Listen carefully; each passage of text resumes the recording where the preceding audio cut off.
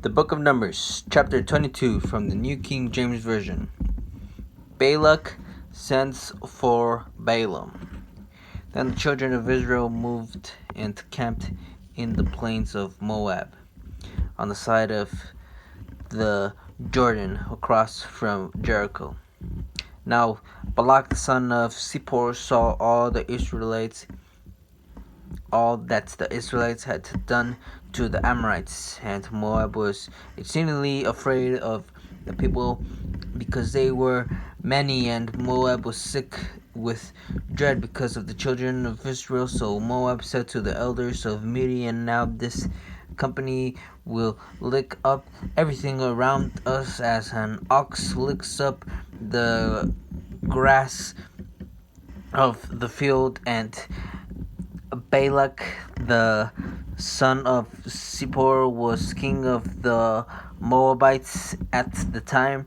Then he sent messengers to Balaam the son of Beor at Pethor, which is near the river of the land of the sons of his people, to call him, saying, "Look, a people has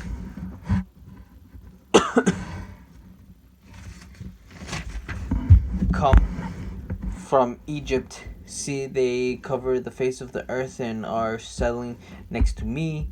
Therefore, please come at once, curse this people for me, for they are too mighty for me. Perhaps I shall be able to defeat them and drive them out of the land, for I know that he whom you bless is blessed, and he whom you curse is cursed." So the elders of Moab and the elders of Midian departed with the diviner's fee in their hand, and they came to Balaam and spoke to him the words of Balak,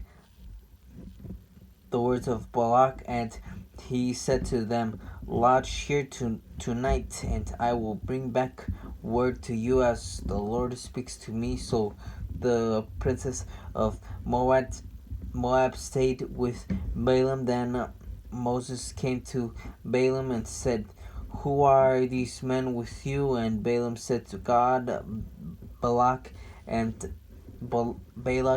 the son of Zippor, king of Moab, has sent to me, saying, Look, a people has come out of Egypt, and they cover the face of the earth. Come now, curse them for me. Perhaps I shall be able to overpower them and drive them out." And God said to Balaam, "You shall not go with them. You shall not curse the people, for they are blessed." So Balaam rose in the morning and said to the princess of Balak, "Go back to your land, for the Lord has refused to give me permission to go with you." And the princess of Moab rose and went to Balak and said, "Balaam refuses to come with us." Then Balak again sent princes more numerous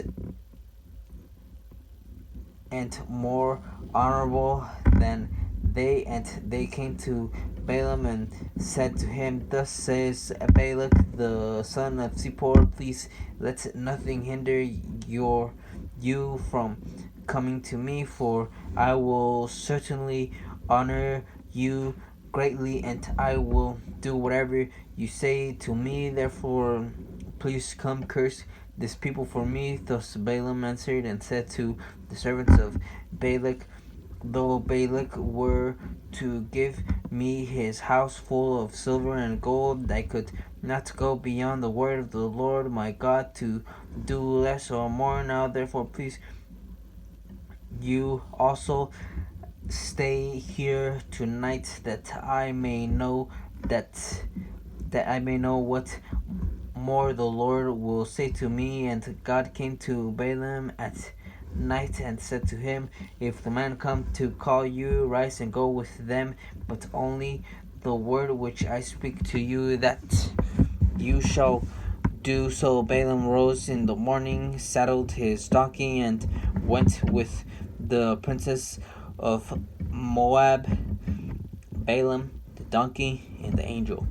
Then God's anger was aroused because he went, and the angel of the Lord took his hand in the way as an adversary against him, and he was riding on his donkey, and his two servants were with him. Now the donkey saw the angel of the Lord standing in the way with his drawn sword in his hand, and the donkey turned aside out of the way and went into the field. So Balaam struck the donkey to turn her back into the road. Then the angel of the Lord stood in a narrow path between the vineyards, with a wall on his side and a wall on that side. And then the donkey saw the angel of the Lord.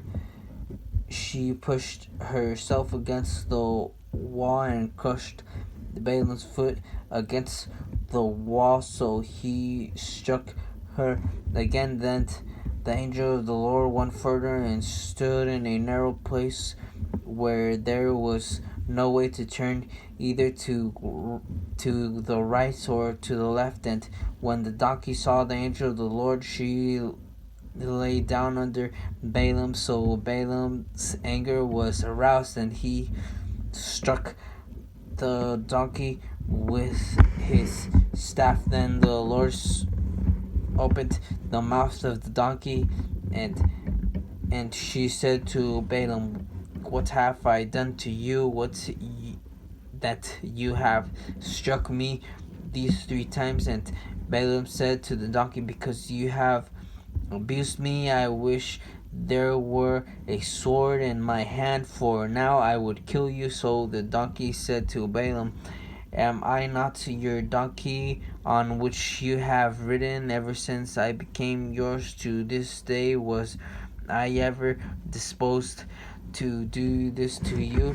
And he said, "No." Then the Lord opened Balaam's eyes, and he saw the angel of the Lord standing in the way with his drawn sword on his hand, and he bowed his head and fell flat on his face. And the angel of the Lord said to him, "Why have you struck your donkey these 3 times? Behold, I have come out and stand against you, because your way is perverse before me. The donkey saw me and turned aside from me these 3 times. If she had not turned aside from me, surely I would also have killed you by now and let her live." And Balaam said to the angel of the Lord, "I have sinned, for I did not know you stood in the way against me. Now therefore, if it displeases you, I will turn back." Then the angel of the Lord said to Balaam, "Go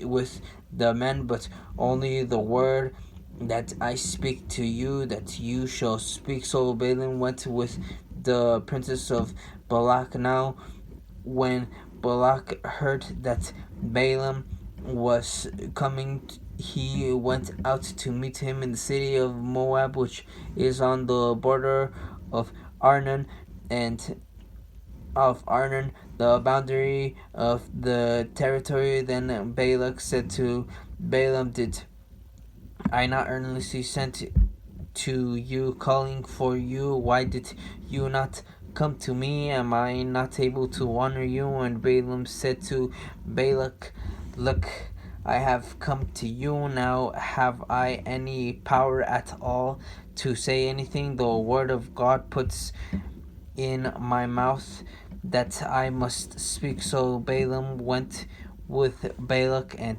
they came to Kirjath Husoth. Then Balak offered oxen and sheep, and he sent some